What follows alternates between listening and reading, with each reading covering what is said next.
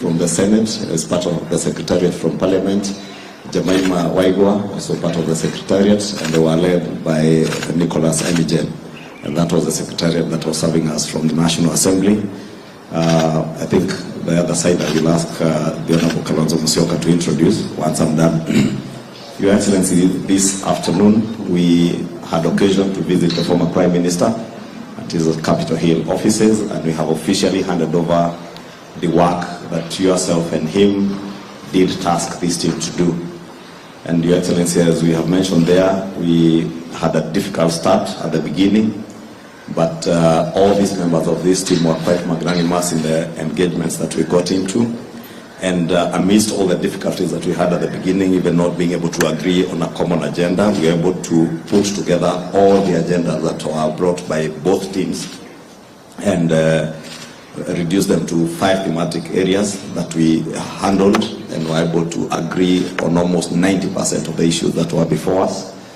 The few issues that we could not agree on, like the cost of living, the Azimio team had their views, we had our very strong views on that issue, and we agreed they would give us an opportunity to do what we are supposed to do as government, or as an administration charged with the responsibility of dealing with the cost of living, as we also give them the opportunity to continuously critique what we are doing. And I believe they have been doing that and they will continue doing that.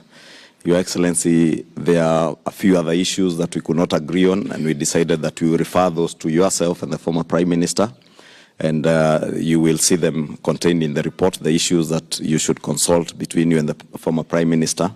And we believe you also endeavor to settle on those outstanding issues.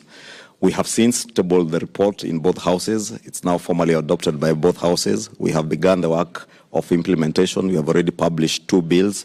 The bill on IEBC to re-establish the panel for selection of the IEBC commissioners, and a bill on EACC.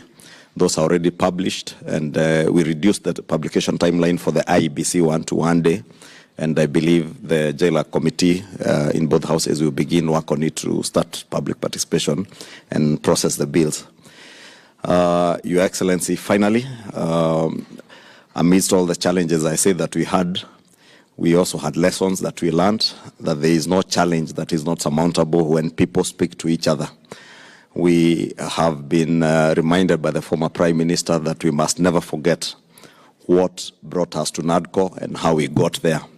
And we must honor those who lost their lives, those who lost their businesses and property in this country, by ensuring that we fulfill what we have agreed on.